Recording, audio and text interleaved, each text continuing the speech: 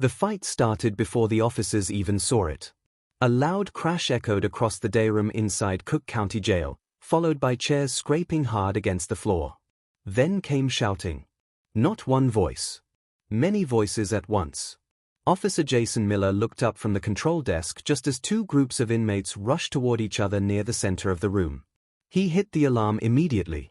But the movement spread faster than the sound. Men from one side of the room surged forward. Men from the other side answered. Some tried to back away. Others got caught in the middle. This wasn't random. Miller could tell that right away. Because the groups formed too quickly. Like they had been waiting. Like they already knew who to move toward.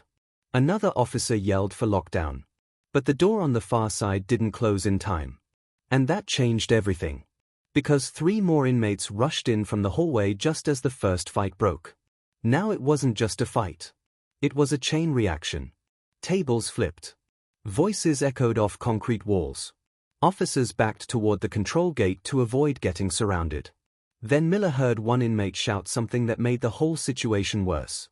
South Side running this. That one sentence carried history inside it. Neighborhoods. Old rivalries. Names from outside that didn't stay outside. And before backup arrived, one officer noticed something else. The fight wasn't just happening in one spot anymore. It had spread to the second tier. And to the corridor near intake. At the same time. Like it had been planned. Like it had been waiting for the right moment. The largest jail in America was losing control of one floor. And no one knew yet how far it would spread. But that moment had started hours earlier. Long before the first chair hit the ground. That morning in Chicago, cold air moved through the streets of the South Side. Cars rolled past brick buildings in Englewood. Bus stops filled with people heading to work. Sirens echoed somewhere far away, like they always did. Marcus Davis stood outside a police transport van with his hands cuffed in front of him. 23 years old. From Auburn Gresham. Picked up on a probation violation connected to an older case. He had been inside before. But never long enough to understand how things really worked inside Cook County Jail. As the van door opened, Marcus looked toward the skyline. Then down at the ground. Then stepped inside. The ride was quiet. No one talked. Everyone on that bus already knew where they were going. At intake, everything moved fast and slow at the same time. Names were called quickly. But waiting lasted longer. Paperwork stacked up. Officers spoke in short instructions. Marcus stood in line behind a man from Englewood named Chris Walker. Chris turned slightly and said, "First time in Cook?" Marcus shook his head. "Second." Chris nodded once. "Then you know. Watch where they put you." That sounded simple. But Marcus didn't ask more. Because inside jail, questions can bring attention. And attention isn't always good. Officer Jason Miller had worked intake for 7 years. He had seen thousands of faces come through those doors. But lately, something had changed. More inmates from the same neighborhoods were arriving at the same time. Not always by plan. Sometimes by chance. But it created tension inside housing units. Because rival groups didn't stay separate long enough. Miller looked at the housing list that morning and noticed something he didn't like. 3 names from Auburn Gresham. 2 from Englewood. All assigned to the same unit. That shouldn't have happened. But space was tight. And decisions weren't always perfect. He circled the names with his pen. Then sighed. Because once assignments were made, changing them wasn't easy. Marcus entered the housing unit just before lunch. The first thing he noticed was noise. Not loud noise. Low noise. Voices layered together. Metal clinking. Footsteps echoing. The kind of noise that never really stops. The second thing he noticed was how people watched. Not just looked. Watched. Chris Walker walked ahead of him and stopped near a table. "Stay here," Chris said quietly. Marcus didn't argue. Because even in the first few minutes, he understood that people already knew more than he did. A low moment followed. Lunch trays. Plastic cups.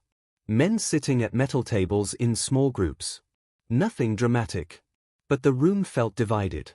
Like invisible lines were already drawn across the floor. Marcus sat across from Chris. On the far side of the room, another group of inmates sat close together, speaking quietly. One of them looked over. Just for a second. Then looked away. That second was enough. Chris leaned forward. That side? Englewood. Marcus nodded slowly. And us? Chris didn't smile. Auburn Gresham. The words stayed between them. Because no one needed to say more. Outside neighborhoods had followed them inside. And now they were sitting across from each other at the same table. Officer Miller watched from the upper desk. He had seen this pattern before. Groups forming early. Space between tables. Eyes moving more than voices. It didn't always lead to trouble. But when it did, it happened fast.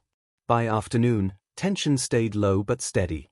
A basketball game started in the day room. Some inmates watched. Others stayed near the walls. Marcus noticed that no one crossed the invisible line between the two groups. Not even by accident. That mattered. Because inside Cook County Jail, lines you can't see are often the most important ones. Later, during rec time, a small argument started near the phones. Two inmates reached for the same receiver. Voices rose. Then dropped again when officers stepped closer. Nothing happened. But the moment stayed in the air. Like a warning. Miller wrote a note in his log. Unit tension rising. He had written those words before. Sometimes nothing followed. Sometimes everything did. Evening came slower. Dinner trays passed. Lights shifted slightly as the sky darkened outside. Marcus sat on his bunk, listening. Because inside jail, listening tells you more than looking. He heard names. He heard neighborhoods. He heard someone say, "They brought too many of us in at once." He didn't know who said it. But he knew it was true. At 8:40 p.m., a housing move was announced. 3 inmates from another unit would join theirs. That was the moment things changed. Because when the door opened, Marcus saw one of the new arrivals. A man from Englewood known as Donnell Hayes. Chris saw him too. Chris leaned back slowly. "That's not good," he whispered. Marcus didn't ask why. He could see it in the room. The invisible line between groups got tighter. Smaller. Closer. Like space was running out. The new arrivals sat down near the Englewood group. No words at first. Just looks. Then quiet talking. Too quiet to hear. Miller noticed immediately. He checked the roster again.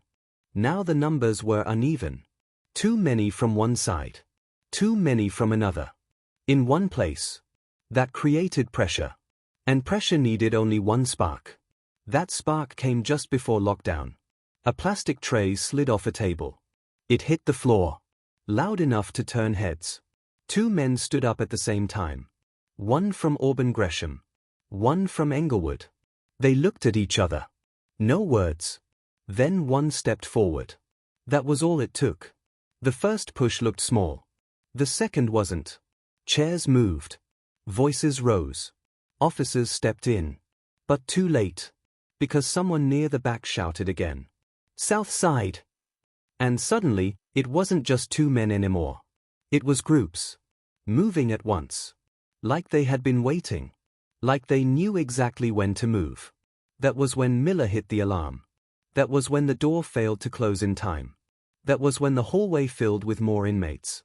And that was when Cook County Jail, for a few minutes, stopped being controlled by officers. And started being controlled by the very rivalries it was supposed to contain. Because now the fight had spread beyond the day room. Upstairs. Downstairs. Into the corridor. And as Miller backed toward the control gate, he saw something that made his stomach drop. The control panel light was blinking red. Not for alarm. For system delay. And that meant one thing. Doors might not lock the way they were supposed to. And somewhere behind him, another group of inmates began running toward the same room.